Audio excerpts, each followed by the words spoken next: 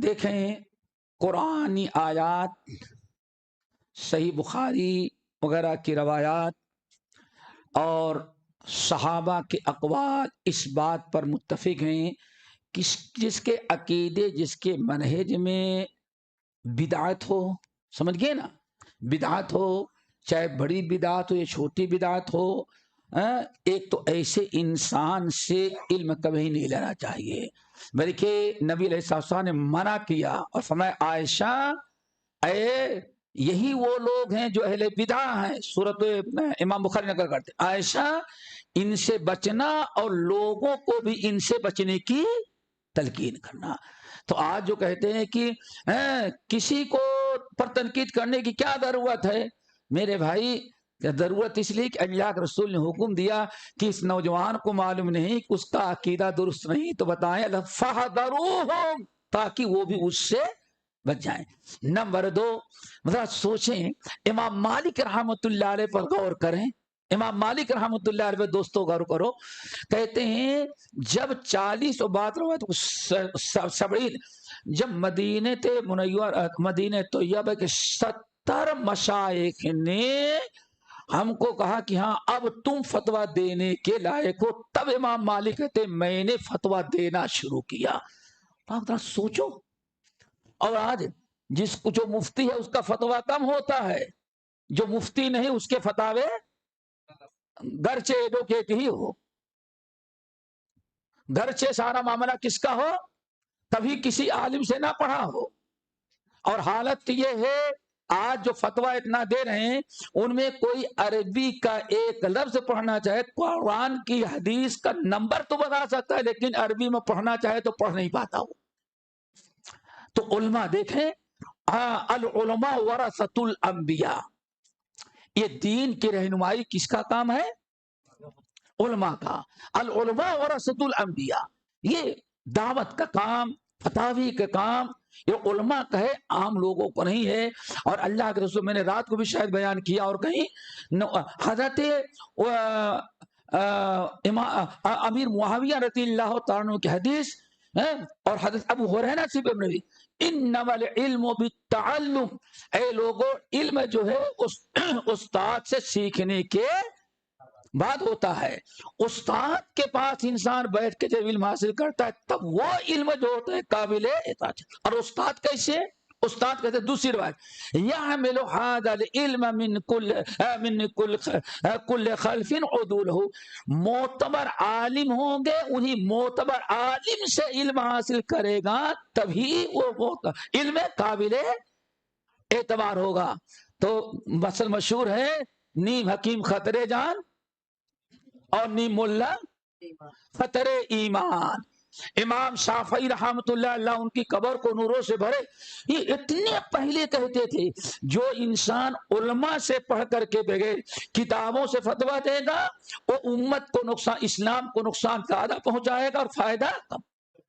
अब तो हमारे यहाँ इनका मेयार क्या होगा, इनका मेयार क्या है, किसी ने हदीस नंबर बता दो, वाह माशाल्लाह पूरी सियासत इसको हिफ्ज है।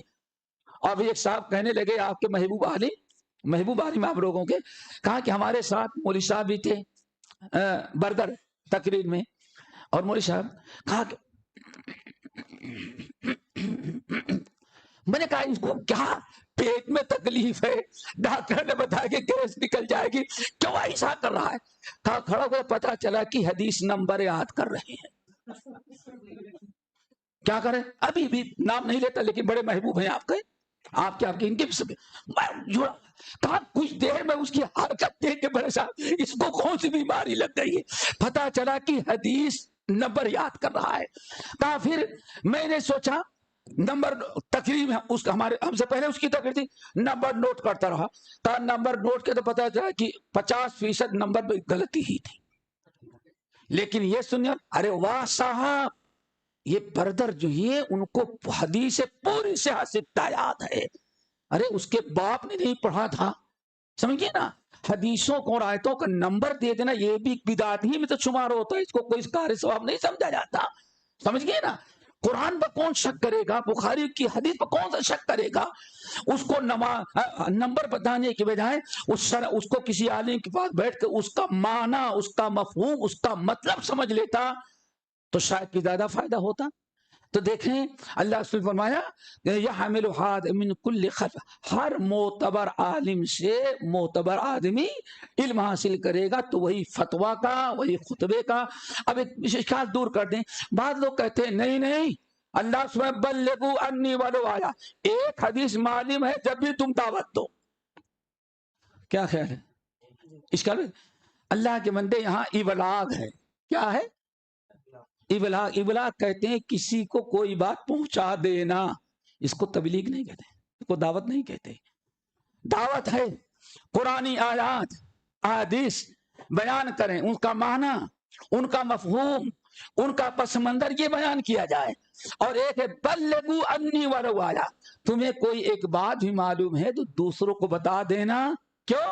اللہ تعالیٰ ہو سکتا ہے تم نہ سمجھتے ہو، لیکن کوئی عالم کی بات پہنچ جائے گی تو اس سے ہو سکتا ہے سینکڑوں مسائل نکال کر کے علماء کے سامنے پیش کرے۔ ایک ہے تبلیغ اور ایک ہے دعویٰ۔ دعویٰ کیا ہے؟ قل هذه سبیلی ادعو الی اللہ علی بصیرۃ انا ومن اتبعنی۔ اے نبی کہیں، ابن القیم رحمۃ اللہ علیہ کہتے ہیں بالکل بات واضح کر دی کہ اسلام کا داعی کون ہوگا؟ اللہ نے فیصلہ کر دیا، قل هذه سبیلی ادعو الی اللہ علی بصیرۃ انا ومن اتبعنی، یہ واو عاطفہ ہے، ومن اتبعنی کیا مطلب؟ میں دعوت دیتا ہوں، میرا طریقہ کیا ہے؟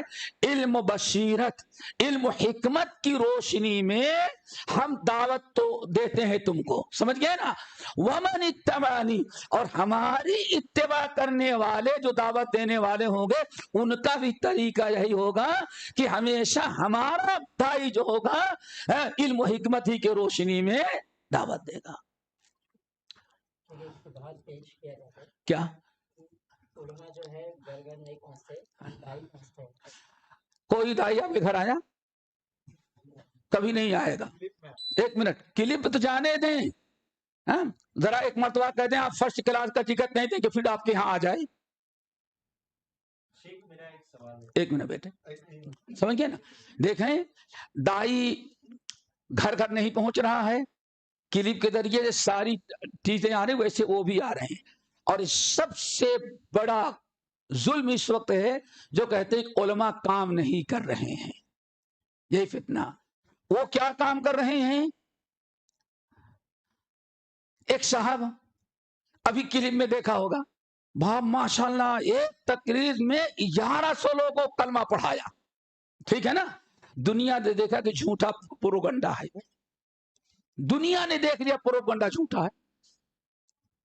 یہ میرے بھائی، ہاں کیا کرے تھے بیٹے؟